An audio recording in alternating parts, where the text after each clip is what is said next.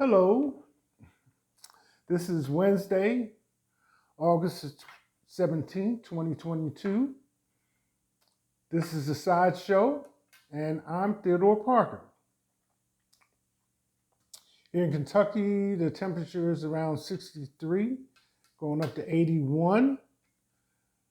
The sun came up this morning at about 7:01 and goes down today at 8:33 p.m. Air quality is good. Still advertising use of the mask. I know I mentioned before that I go out from time to time conducting business, shopping, and what have you. And I have to admit that I didn't see the mask in use as much as I would have thought in this area. Presently, as of the 15th of August, the positivity rate in Kentucky is 18.5%, which again, we're using guidelines of 5% or less to go around mask-free. But given the circumstances, I guess, especially with Eastern Kentucky and the flooding, which the governor continues to make announcements as to the progress on that. But according to video and news updates, the waters have still not completely receded. And the loss to property and what people have invested, quote unquote, their whole lives in producing and developing is now gone. So all types of agencies are stepping in to try to resolve those issues and get things back on a more secure footing, for the people in Eastern Kentucky.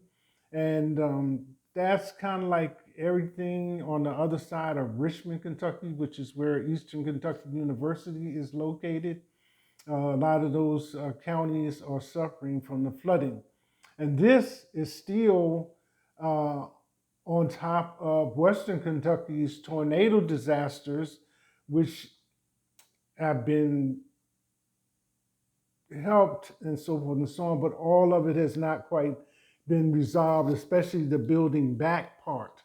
The first thing that was offered and taken care of was housing for those people in Western Kentucky, but now the plan to build back those buildings and properties that were destroyed is underway. So the governor has both hands full, along with the daily running of business per se. So that's how things are here. Go right back to monkeypox. Just a few details, not like I'm trying to be the bearer of bad news and beat you up with a lot of things, but sometimes facts do help the clarity of thought in related to how we are existing, how our daily lives are going, et cetera, et cetera. So presently we have 12,689 cases of monkeypox in the United States. And that's 2 months, 4 weeks, and 2 days after the index case was declared in Boston, Massachusetts. So a few updates on that is that the 1 to 2 weeks period that the monkeypox is incubating in your body, you are not contagious. But it takes 2 to 4 weeks once you've been diagnosed and treated for it to run its course and for it to be over. So I'm always that type of person that suggests if you don't have to be inconvenienced, then try to avoid being inconvenienced. In the early days of COVID-19, it was a 14-day quarantine, until you tested negative for it. So this has some similar overtones, although it's not exactly the same thing, because COVID-19 is a virus, monkeypox is in another category, but still, it's considered anything that's going to incapacitate you or lay you to the side is going to be painful, uncomfortable, and something you would rather avoid if you can. So that's kind of like an update on where we are. You know, you can always access any of this information for yourself from the CDC or, you know, from your local.gov where you are. And speaking of governments, Sarah Palin advances to November's general election for Alaska's House seat. You know, Sarah Palin is the former governor of Alaska, and all the subsequent stories that came out around the time that she was serving, et cetera, et cetera. But here she is again, making her political bid. And speaking of politics, we can kind of just go down the line. Most recently, Liz Cheney, of Wyoming, representative from Wyoming, had to concede a loss to the person that was running against her. And so again, she advocated that this is a proper system of government to acknowledge the person's win, you know, by the process that the United States employs to run its government. But as a sidebar, Liz Cheney is the last of those 10 Republicans that voted to impeach Donald Trump at the time that he was found violating the laws of the land. So 4 of those have decided not to run again. She is the last of another group of 4 that have been upset by Trump supporters. And then there are 2 that have won re-election votes.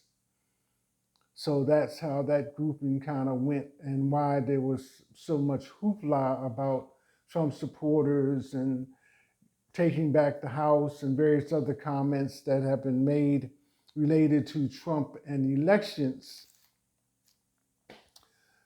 Dr. Oz in Pennsylvania was another person that came, so to speak, out of the blue to run for office.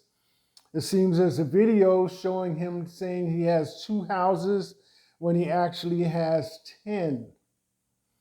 I guess that would make a difference on your income tax per se.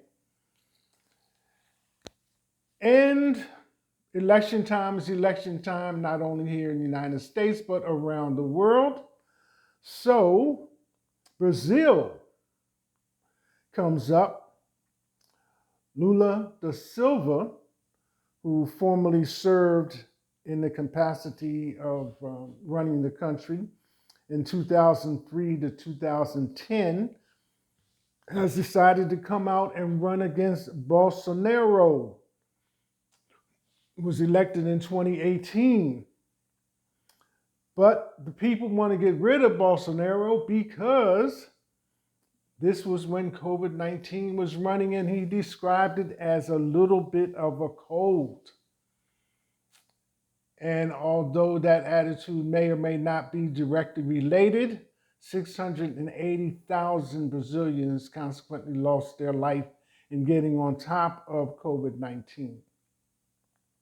So Lula is trying to win the election against Bolsonaro, Lula da Silva. The name is like, sometimes you have these Latin American countries where a person's name is like 5 words. So Lula da Silva, I think, is the last part of it, and then his first 2 names. So they just shorten it to Lula by way of explanation. Here's a entertainment piece.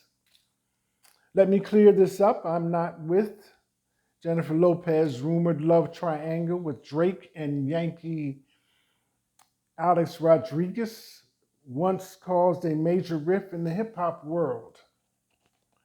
So that was the introduction. So this goes back because we know recently Jennifer Lopez and Ben Affleck have wed. So you're not trying to like throw that out as far as its significance is concerned. So obviously this goes back a ways. So it seems that Drake had invited Jennifer Lopez to do some verses on his album More Life, and particularly the one Get It Together. And there's some pictures, and actually the video clip is from the Ellen DeGeneres show. And she's interviewing Jennifer Lopez. and talking about the picture that was posted during the time that the album was being promoted or about to drop of her and Drake. So she gave the explanation that, because Ellen took it into the point of her wanting to date younger men, that she was not specifically targeting younger men and they were just out, and that's how the picture was taken. But if she meets somebody and likes them, then, they could go out on a date and, have a relationship. So anyway, it seems that after things settled down or got to going, that Jennifer Lopez did not actually do that particular song, Get It Together, but another person was invited in. Georgia Smith was a British singer or a songwriter, British singer. And it was not long after that that Jennifer Lopez was seen talking to Alex Rodriguez, a baseball legend. So, shows you how things can move in making money and invites and other things of that nature. But best wishes to Jennifer and Ben on their wedding and marriage. The next one is Aqib Talib in hot water after wild twist in brother's murder charge. Now, this one I have no idea what's going on, but it seems that former football player and his brother had got a football game together, youth football game together, and some of the people there, coaches, disagreed with what was going on, and there was a scuffle, and one of the coaches of the two brothers hit one of the brothers with a line marker. So the other brother came up, had on a dark hoodie, and shot multiple times at this person, hitting him 5 times, subsequently killing him. So that person is on charge with the murder and either on trial or about to go on trial. So where the information varies or becomes more significant is that the initial scuffle or initial confrontation was not with the brother that did the shooting, but with the brother that was present and helped form the youth football game. So we're waiting to see how all that's going to play out.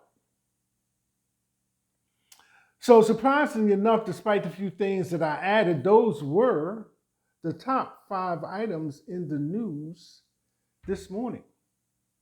As the day goes on, I'm sure other items will come up depending on the news source that you access. But that's just my take for Wednesday, August 17, 2022, here on The Sideshow with Theodore Parker. That's it. Hashtag.